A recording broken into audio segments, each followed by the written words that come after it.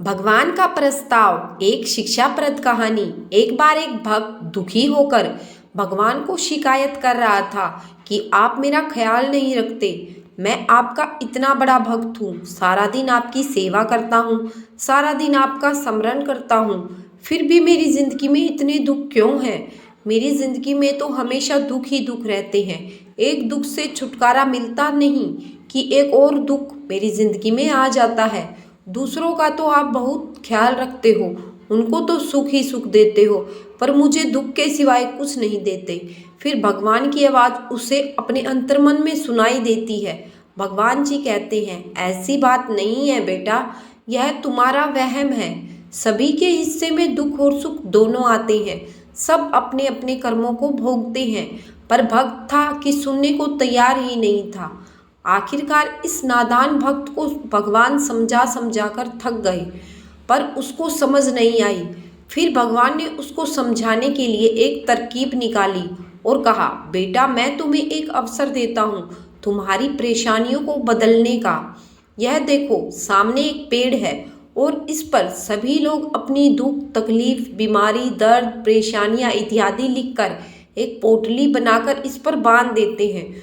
तुम भी ऐसा ही करो, तुम्हारी परेशानियां दूर हो जाएंगी।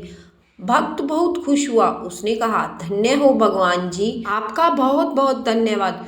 खुशी खुशी से वह अपनी पोटली बांधने के लिए जा ही रहा था कि भगवान ने उसे कहा, बेटा पर मेरी एक शर्त है। क्या शर्त है प्रभु? भगवान जी ने कहा, जब तुम अपनी दुख, तकलीफ, परेशानियों की पोटली पेड़ पर बांध चुके होगे तो उस समय पहले से बंधी हुई एक पोटली तुम अपने साथ ले आना। भक्त को यह बात बड़ी अजीब लगी, पर फिर भी उसने सोचा, चलो ठीक है। वह जल्दी जल्दी से अपनी दुख तकलीफों को एक कागज पर लिखता है और पोटली बनाकर उसे पेड़ पर टांग देता है। फिर उसे याद आता है कि भगवान ने कहा था कि एक पोटली साथ लेकर आनी है, तो वह देखता है कि कौन सी पोटली लूं। फिर वह एक छोटी सी पोटली ले लेता है और मन ही मन सोचता है, पता नहीं इसमें क्या होगा। और वह पोटली लेकर भगवान के पास आने लगता है, पर उसे ख्याल आता है कि कभी इस पोटली में कोई गंभीर बीमारी हुई तो।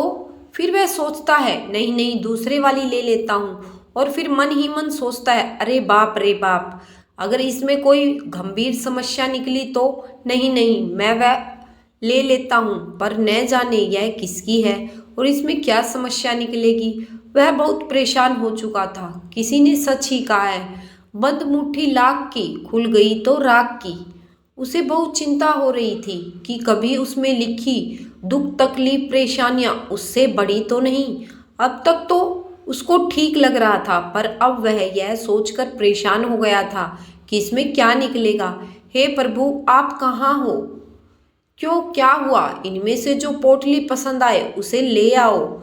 नहीं प्रभु, मैं तो नादान था जो अपने दुख को ही सबसे बड़ा दुख समझ रहा था। यहाँ पर तो लाखों पोटलियाँ टंगी हुई हैं और इसमें मुझे पता भी नहीं कि इन पोटलियों में क्या क्या समस्याएं हैं। कम से कम मुझे मेरी जिंदगी की समस्या का पता तो है। इन पोटलियों में क्या है मुझे नहीं पता प्रभु, मुझे क्षमा करें। अब मैं समझ चुका हूँ कि इस संसार में हर कोई परेशान है अपनी समस्याओं को लेकर। सबकी अपनी समस्याएं हैं। अब मैं दुखी नहीं रहूँगा और अपनी परेशानियों का डटकर मुकाबला करूँगा। धन्यवाद प्रभु, मुझ जैसे नादान को सही राह दिखाने के लिए। अब मुझे किसी बात का कोई डर नहीं है। आप मेरे साथ जो हो और आप साथ हो तो संसार की सभी शक्तियाँ मेरे साथ है। अगर आपको ये छोटी सी वीडियो अच्छी लगी हो तो वीडियो को लाइक, शेयर और चैनल को सब्सक्राइब ज़रूर करें।